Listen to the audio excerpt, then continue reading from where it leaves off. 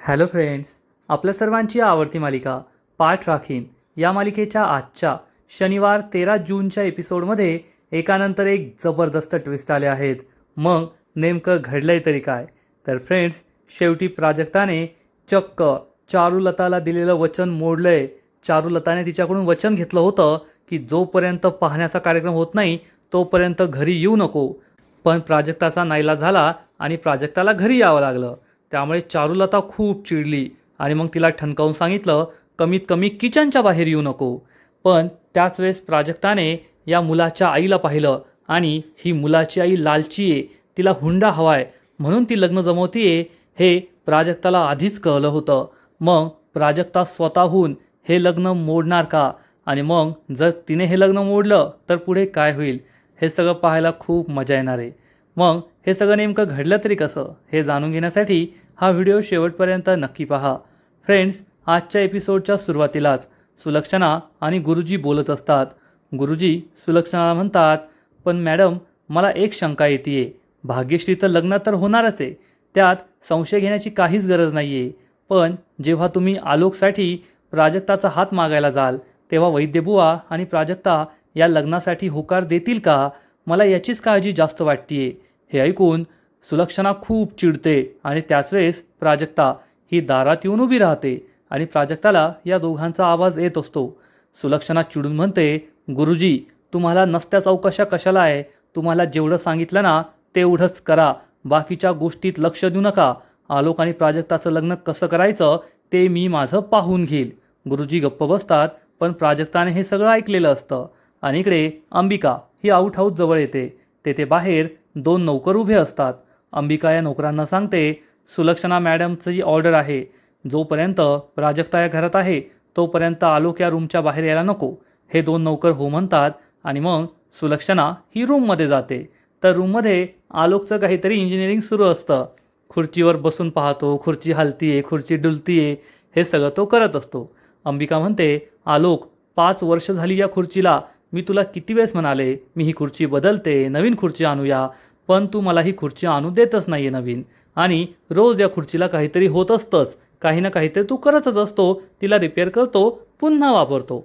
आलोक म्हणतो, ही माझी फेवरेट खुर्ची आहे, मी ती नाही बदलू शकत आणि थोडा तर प्रॉब्लेम आहे तेवढा मी सॉल्व करतो. माझ्या रूममध्ये टूल किट आहे, त्याने ही रिपेअर होईल. असा विचार करून आलोक चक्क ही खुर्ची डोक्यावर उचलतो आणि आपल्या रूम बाहेर पडतो. हे 2 गार्ड त्याच्याकडे पाहतच राहतात. अंबिका म्हणते, अरे थांबलाय काय, आडवा त्याला चला. अंबिका आणि हे गार्ड त्याच्या मागे मागे धावतात आणि इकडे प्राजक्ता हे सगळं ऐकत असते. सुलक्षणा ही गुरुजींना सांगते, गुरुजी तुम्ही फक्त भाग्यश्रीचं लग्न कसं होतंय ना त्याकडे लक्ष द्या, बाकीच्या गोष्टीत लक्ष देऊ नका. आलोक आणि प्राजक्ताचं लग्न मी कोणत्याही परिस्थितीत करून राहणारच, काही झालं तरी. प्राजक्ता हे सगळं ऐकते आणि त्याच वेळेस आलोक घराच्या मुख्य दरवाजाजवळ येतो. अचानक कुणीतरी आपल्या डोक्यात खुर्ची घालतं की काय अशी भीती तिला वाटते आणि प्राजक्ता जोरात किंचाळते.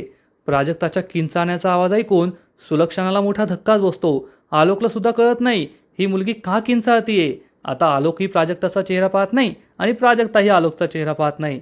सुलक्षणाला समजतं काहीतरी घडलंय. सुलक्षणा गुरुजींना सांगते, तुम्ही मागच्या रस्त्याने जा. गुरुजी निघून जातात आणि मग सुलक्षणा पुढे येते. तर प्राजक्ता ही जोरजोरात किंचाळतच असते. आलोक डोक्यावरची खुर्ची बाजूला करून प्राजक्ताला पाहणार, इतक्यात सुलक्षणा त्याची खुर्ची पकडते आणि म्हणते, अगं अंबिका लवकर इकडे. अंबिका पुढे येते. प्राजक्ता सुद्धा पाहत असते. सुलक्षणा म्हणते, किती वेळेस यांना सांगितलंय की स्टाफ एंट्री मागच्या बाजूने आहे, सामानाचे ने-आण मागच्या बाजूने करा, पण ऐकतच नाही. प्राजक्ताचा आज घरात पहिला दिवस आहे, तिला लागलं असतं तर काय केलं असतं. जा बरं याला आत्ताच्या आत्ता इथून घेऊन. हे ऐकून आलोकला खूप राग येतो की सुलक्षणा मला चक्क स्टाफ म्हणाली. मग सुलक्षणा ही प्राजक्ताला जवळ घेते आणि काही नाही असं म्हणून घरात घेऊन जाते. आलोक हा सुलक्षणाकडे रागारागाने पाहत असतो आणि मग अंबिका ही खुर्ची खाली उतरवते. अंबिकाला समजतं की आलोकला सुलक्षणाचा खूप राग आला आहे, कारण चक्क ती त्याला स्टाफ म्हणाली आहे. अंबिका त्याला समजावून सांगते, अरे जाऊबाई तुला नाही म्हणाल्या, तर त्यांना असं वाटलं की तू स्टाफच आहे, त्याने नीट पाहिलं नाही ना म्हणून म्हणाल्या. तू असा विचार करू नको, चल आपण तुझ्या आउट हाऊसमध्ये जाऊया, मी तुला टूल किट आणून देते, तेथेच रिपेअर करूया. पण आलोकला सुलक्षणाचा खूप राग आलेला असतो. तो तिच्याकडे रागारागाने पाहत असतो. अंबिका ही आलोकला घेऊन तेथून निघून जाते. आणि इकडे वैद्यबुवांच्या घरी सगळेजण आज भाग्याच्या पाहण्याचा कार्यक्रम आहे म्हणून एक्सायटेड असतात. आणि कौस्तुभ त्याचा चहा पीत बसलेला असतो. आई म्हणते, अरे काय चहा पीत बसलाय, किती कामं बाकी आहेत आणि तू चहा पीत बसलाय, चल आवरून घे. आलोक विचारतो, काय आवरायचं आहे? आई म्हणते, अरे हे रूम आवरायचं आहे, चल लवकर आवर. तेवढ्यात वैद्यबुवा येतात आणि म्हणतात, सांग आता चारू, मला सुद्धा काहीतरी काम सांग, आत्ता सगळे पेशंट संपले. चारू म्हणते, काय आहो, आज आपल्या मुलीच्या बघण्याचा कार्यक्रम आहे आणि आज पण तुम्हाला काम करायचं आहे. वैद्यबुवा म्हणतात, आता पेशंटला मी नाही म्हणू शकत नाही ना. चारू म्हणते, ठीक आहे, तुम्ही काही करू नका, फक्त लक्ष ठेवा. आणि मग चारू ही भाग्याला आवाज देते, अगं भाग्या. भाग्या तिच्या रूममध्ये असते. भाग्या ही काहीच करत नाही, तशीच उभी असते. चारुलताला दिसतं की कपाटाचं दार उघडं आहे. चारुलता म्हणते, अगं काय तुम्ही मुली, कपाटाचं दार उघडं ठेवलं का? त्यात पैसे आहेत ना. ती कपाट बंद करते पण ड्रॉवर उघडून पाहत नाही. तेव्हा चारू विचारते, प्राजक्ता कुठे? ती आज मला रेडी करणार आहे. तर चारू तिला सांगते, अगं ती घरात नाही आहे, आज तिच्या नोकरीचा पहिला दिवस आहे, नवी नोकरी तिची, ती ट्युशन घेण्यासाठी गेली आहे, पण तुझा कार्यक्रम संध्याकाळी आहे, तोपर्यंत ती परत येईल, अजून मुलगा यायला उशीर आहे, तुला आवरायला उशीर आहे, एवढी घाई तू का करतेयस? भाग्याला हे पटतं. आणि इकडे तृप्ती ज्या सोनाराकडून तिने कर्ज घेतलंय त्या सोनाराचे पैसे देण्यासाठी जात असते. ती त्याला फोन करते आणि सांगते, हो हो, तुमचे पैसे द्यायला येते मी आणि तुम्ही तेथेच थांबा, मी थोड्याच वेळात पोहोचेल. हा सोनार हो म्हणतो आणि तृप्ती खुश होऊन फोन कट करते. इकडे सुलक्षणा ही प्राजक्ताला घेऊन घरामध्ये येते आणि प्राजक्ताला बसायला सांगते. प्राजक्ता सांगते, सॉरी, मी घाबरले होते म्हणून एवढ्या जोरात ओरडले. तर सुलक्षणा म्हणते, इट्स ओके, एवढं टेन्शन घेऊ नको. प्राजक्ताला सुलक्षणाला म्हणते, मला तुम्हाला एक विचारायचं आहे. सुलक्षणा विचारते, काय? प्राजक्ता तिला सांगते, माफ करा, पण जेव्हा मी घरी आले ना तेव्हा तुम्ही कोणाशी तरी बोलत होता. कोणाशी बोलत होता ते मला दिसलं नाही, पण माझ्या कानावर काही गोष्टी पडल्या, जसं की तुम्ही माझं नाव घेत होत्या आणि त्याचबरोबर लग्नाबद्दल काहीतरी बोलत होता. हे ऐकून सुलक्षणाला जबर धक्काच बसतो. सुलक्षणाला कळतच नाही की प्राजक्ताने हे सगळं कसं ऐकलं आणि आता प्राजक्ताला काय उत्तर द्यायचं. प्राजक्ताने लग्न आणि तिचं नाव या गोष्टी तर ऐकलेल्या असतात, पण तिचं आणि आलोकचं लग्न ही सुलक्षणा जमवून देणारे हे तिने ऐकलेलं असतं. आणि इकडे तृप्ती ही घराबाहेर पडण्याचा प्रयत्न करते आणि त्याच वेळेस आई आजी तिला अडवते आणि म्हणते, ए चोंबडे, कोठे चाललीस तू? आजीला पाहून तृप्ती खूप घाबरते आणि तिच्या हातात जी पैशांची बॅग असते ती मागे लपवते. आजीला हे दिसतं. आजी विचारते, काय लपवतीयेस? तृप्ती म्हणते, मी कुठे काय लपवतीये, हे ब्लाऊज ऑल्टर करायचं होतं ना, तेच मी टेलरकडे घेऊन चालली आहे, येते थोड्या वेळात. पण आजी तिचा हात पकडून तिला थांबवते आणि म्हणते, तुला सांगितलेलं कळत नाही का? आज संध्याकाळपर्यंत जोपर्यंत भाग्याचा कार्यक्रम होत नाही तोपर्यंत कुणीही घराबाहेर जायचं नाहीये. तुला सुद्धा आजचाच मुहूर्त सापडला का? तर तृप्ती म्हणते, अहो पण आजी, मी आत्ता परत येईल. पण आजी यासाठी तयार होत नाही. तेवढ्यात चारू तेथे येते आणि म्हणते, जाऊ दे गा आई. तर आजी म्हणते, ए तू गप्प बस, तिला आपण जास्त डोक्यावर बसवले ना म्हणून शेफारली आहे तू. तृप्ती, घरातच थांबायचं, बाहेर कुठे जायचं नाही. तृप्तीचा नाईलाज होतो आणि ती घरातच थांबते. आणि इकडे सुलक्षणा ही प्राजक्तावर चिडत नाही, तिला म्हणते, तू आमचं बोलणं ऐकलंस? असं सरळ मार्गाने चालणाऱ्या माणसाने दुसऱ्यांच्या घरातलं बोलणं असं ऐकू नये. प्राजक्ता म्हणते, सॉरी, पण माझ्या कानावर पडलं. तर सुलक्षणा म्हणते, प्राजक्ता, सूर्यवंशींच्या घराचे काही नियम आहेत आणि हे नियम तुला पाळणंसुद्धा बंधनकारक आहे. असं कोणाचं बोलणं ऐकत जाऊ नये. आणि ऐकलं तर ऐकलंस, चुकीचं ऐकलंस. मी तुझ्याबद्दल नव्हते बोलत, मी प्राजक्ता नाही तर अमृता म्हणाले. अमृता, ते आपले मिस्टर सराफ आहेत ना, त्यांची मुलगी. अरे हो, पण तुला कसं माहीत असेल? तुला नाही आहे माहीत, मी तुझ्याबद्दल नव्हते बोलत. प्राजक्ता म्हणते, ठीक आहे मॅम, चला मी ट्युशन घ्यायला जाते, मुलं माझी वाट पाहत असतील, आज ट्युशनचा पहिलाच दिवस आहे ना. तर सुलक्षणा विचार करते, नाही, आज जे घडलं ते मी परत होऊ देऊ शकत नाही. प्राजक्ता आणि आलोकला एकमेकांपासून दूर ठेवावं लागेल आणि या पद्धतीने तर आलोक आणि प्राजक्ता एकमेकांच्या समोर यायला नको. पण मी या दोघांना एकमेकांपासून कसं दूर ठेवणार?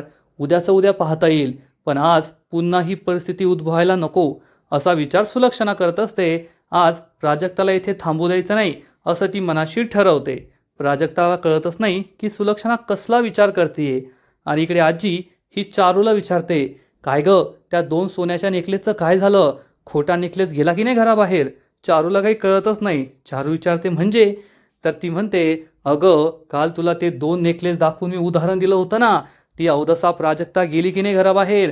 ती तर कार्यक्रमाच्या वेळेस असणार नाही ना? चारूला समजतं. चारू म्हणते, हो हो, ती व्यवस्था मी केली आहे. ती त्यावेळेस घरात राहणार नाही, ती घराच्या बाहेरच राहील. हे ऐकून आजीला खूप आनंद होतो. आता माझ्या भाग्याचं लग्न जमणार असा विचार करून ती खुश होते. आणि तेवढ्यात भाग्या प्राजू प्राजू अशा हाका मारत बाहेर येते. भाग्या बाबांना विचारते, तुम्ही प्राजूला पाहिलं का? तर बाबा सांगतात, नाही मी नाही पाहिलं. मग भाग्या आईला विचारते, आई तू पाहिलंस का? तर आई सांगते, हो, ती ट्युशन घेण्यासाठी गेली आहे आणि थोड्या वेळात परत येईल. पण भाग्याला मात्र प्राजूच हवी असते. हे आजीला काही आवडत नाही. आणि इकडे प्राजक्ता ही सुलक्षणाला विचारते, काय झालं मॅम, तुम्ही कसला विचार करताय? तर सुलक्षणा सांगते, आज आहे ना थोडा प्रॉब्लेम झाला आहे. आज आम्ही तुला बोलवलं, पण समर आणि समायरा त्यांच्या मित्राच्या बर्थडे पार्टीसाठी गेले आहेत आणि ते संध्याकाळपर्यंत परत येणार नाही. त्यामुळे आता तू येथे थांबून काही फायदा नाही आहे. त्यापेक्षा तू घरी जा, आराम कर. उद्यापासून आपण ट्युशन सुरू करूया. हे ऐकून प्राजक्ताला जबर धक्का बसतो. प्राजक्ताला आठवतं की चारू काल रात्री काय म्हणाली होती. ती म्हणाली की तू उद्या कार्यक्रमाला हजर राहू नकोस, कारण जर मुलाने तुला पाहिलं आणि भाग्याला रिजेक्ट करून तुला स्वीकारलं, तुला पसंत केलं तर काय करायचं? पण आता मला येथेही थांबता येणार नाही आहे. मग मी मामीला दिलेलं वचन कसं पूर्ण करू? मला त्या कार्यक्रमाला जायचं नाही आहे, घरी जायचं नाही आहे. मग मी आता कोठे जाऊ? संध्याकाळपर्यंत काय करू? हाच प्रश्न प्राजक्ताला पडतो. आता मुंबईसारख्या शहरात प्राजक्ताला टाईमपास करण्यासाठी कोणतीच जागा सापडत नाही आहे. प्राजक्ता हाच विचार करत असते. आणि इकडे भाग्या ही घरात तशीच एरझऱ्या मारत असते आणि सगळ्यांना विचारते, प्राजू कधी येणार आहे? प्राजू कधी येणार आहे? चारू म्हणते, अगं तू एवढी का घाई करतीये? जेव्हा यायचं तेव्हा येईल ती. तर भाग्या म्हणते, तुम्हाला माहिती आहे ना, माझं प्राजूशिवाय पानसुद्धा हलत नाही. मला प्रत्येक गोष्टीसाठी प्राजू हवी असते आणि आज तीच मला तयार करणार होती. आता मी काय करायचं? चारू म्हणते, अगं भाग्या, पण तुला एवढ्या लवकर आवरायचंच नाही आहे ना. अजून संध्याकाळ व्हायला उशीर आहे, मुलगा यायला उशीर आहे. त्यानंतर तुला आवरायचं आहे. तोपर्यंत प्राजक्ता नक्की येईल.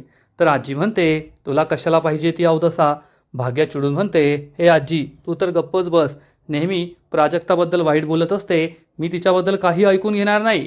त्यामुळे आजीला खूप राग येतो. आणि चारू ही भाग्याला समजावून सांगते, तू टेन्शन घेऊ नको. जोपर्यंत तुला हवंय तोपर्यंत ती नक्की परत येईल. आणि तृप्तीला घराची साफसफाई करायला लावलेली असते. तर तृप्ती ही साफसफाई करताना सुद्धा तिच्या हातात जी पैशांची बॅग असते ती कवटाळून बसते. कारण ही बॅग कुठे गेली आणि पैसे गहाळ झाले, मग सगळं संपलंच. त्यामुळे ही बॅग ती काही हातातून जाऊ देत नाही. आणि इकडे प्राजक्ता सूर्यवंशींच्या घरातून बाहेर निघालेली असते आणि आता टाइमपास करायला कुठे जायचं हा प्रश्न तिला पडतो. ती बस स्टॉपवर येऊन बसते आणि बस स्टॉपवर येऊन बसल्यावर तिला प्रश्न पडतो की आता काय करायचं? आता मी कोठे जाऊ? संध्याकाळपर्यंत मी कसा टाइमपास करू? हाच प्रश्न तिच्यासमोर असतो आणि तिला टाइमपास कसा करावा याचं उत्तर काही सापडत नाही. आणि इकडे भाग्या ही हॉलमध्ये खुर्चीवर मंडून बसलेली असते. घरातील सगळ्यांची लगबग सुरू असते आणि चारू तिला विचारते, भाग्या तू अशीच बसून राहणार आहे का? भाग्या चिडून म्हणते, मला नाही माहीत. आजी विचारते, मला नाही माहीत म्हणजे? तर भाग्या म्हणते, अगं अजून प्राजू का आलेली नाही आहे? आणि प्राजू आज मला तयार करणार होती, तीच आली नाही तर मला तयार कोण करेल?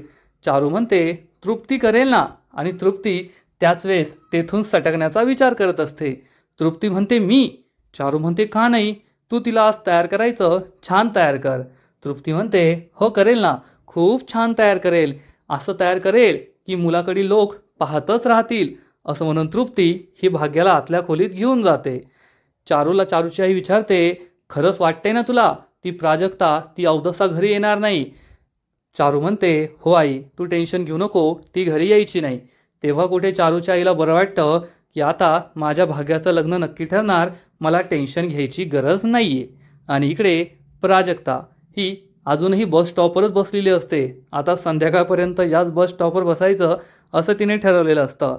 आणि त्याच वेळेस तिच्या शेजारी एक बाई फोनवर बोलत असते आणि फोनवर सांगते, हो हो खूप मालदार पार्टी आहे, पहा तू आता माझ्या मुलाच्या लग्नासाठी कसा 10-12 लाखांचा हुंडा काढते. अगं हे मुलीवाले असेच असतात ग. आधी पैसे नाही म्हणतात आणि मग मुलीचं लग्न आलं की बरोबर दडवलेला पैसा बाहेर काढतात. हे सगळं ऐकून प्राजक्ताला मोठा धक्काच बसतो. प्राजक्ता बाजूला वळून पाहते तर ही तीच बाई आहे, म्हणजे भाग्याची होणारी सासू. आज जो मुलगा भाग्याला पाहायला येणार आहे त्या मुलाची ही आई असते आणि ती प्राजक्ताजवळ बसूनच हे सगळं बोलत असते की आता पहा मी कसा 10-12 लाखांचा हुंडाच कमावते आणि मी माझ्या मुलाला सांगून ठेवलंय तो आहे ना एक लक्झरी पॉश गाडी आणायला गेला भाड्याने. अशी पॉश गाडी समोर दिसली ना की मग मुलीकडील लोक कसा हुंडा बाहेर काढतात, पैसा खर्च करायला तयार होता, तो पाहतच राहा, मी तुला आल्यावर सगळं सांगते. असं म्हणून ही बाई फोन कट करते. प्राजक्ताला तिचा खूप राग आलेला असतो की ही बाई हुंडा घेणारे आणि एखाद्या मुलीच्या आयुष्याचं नुकसान करणारे. प्राजक्ता तिच्याकडे रागारागाने पाहते. ही बाई प्राजक्ताकडे पाहते आणि विचारते तुझं काय. प्राजक्ता काही बोलत नाही आणि दुसरीकडे पाहते आणि इकडे तृप्तीने भाग्याला तयार केलेलं असतं आणि ती म्हणते आता पहा तू किती सुंदर दिसशील, मला हा लिपस्टिकचा कलर खूप आवडतो. भाग्या डोळे उघडते आणि स्वतःचा चेहरा आरशात पाहते तर म्हणते अगं वहिनी हे काय केलंस तू, केवढा मस्कारा लावलाय आणि केवढी लिपस्टिक लावली ही. तृप्ती म्हणते केवढी लावली म्हटले, छानच लावली ना, किती छान दिसते तू. भाग्या चिडून म्हणते काय छान लावली आहे, सगळं अति केलंय आणि ती ही लिपस्टिक पुसू लागते. तृप्ती चिडून म्हणते आता कितीही पावडर लिपस्टिक लावली तर कावळ्याचा काय बगळा होणार आहे का. भाग्या हे ऐकते आणि म्हणते वहिनी. तर तृप्ती म्हणते अगं गंमत गंमत केली, तुला ते जास्त वाटतंय पण मुलाला आणि त्याच्या आईवडिलांना छान वाटेल. अगं खूप सुंदर दिसते तू. पण भाग्याला हे आवडत नाही. भाग्या चिडून म्हणते म्हणूनच मला प्राजक्ता हवी होती, तिने सगळं नीट केलं असतं. तृप्ती चिडून म्हणते दिवसभर फक्त प्राजू प्राजू प्राजू आणि तिला जर थांबायचं असतं ना तर काहीतरी कारण काढून ती थांबली असती, अशी निघून गेली नसती. आणि येथे मी केलं त्याला काही महत्त्व नाही. ती बाईसाहेब तिकडे आवाकाडो टोस्ट खात बसली असेल सूर्यवंशींच्या घरात, मस्त पार्ट्या झोडत असेल आणि तू तिची आठवण काढत बस. भाग्याला हे काही पटत नाही कारण तिला माहिती आहे प्राजक्ता असं कधीच करणार नाही. इकडे त्या मुलाची आई निघून गेलेली असते आणि प्राजक्ता अजूनही त्याच बस स्टॉपवर बसलेली असते. तेवढ्यात तिला आठवतं की कौशिकची आई भाग्याला काय म्हणाली होती, मी या कुरूप मुलीला माझी सून कधीच बनवून घेणार नाही. मग कौशिक म्हणाला की मला नेहमी प्राजक्ता आवडायची, मला भाग्यश्री कधीच आवडली नाही. त्यानंतर भाग्यश्री किती रडली होती हे प्राजक्ताला आठवतं. मग प्राजक्ताला आठवतं की मामी तिला काय म्हणाली. मामी म्हणाली होती की जोपर्यंत भाग्याचं लग्न होत नाही तोपर्यंत मला या घरात प्राजक्ता नकोय. आणि मग चक्क भाग्याने मुलगा पाहण्यास नकार दिला होता.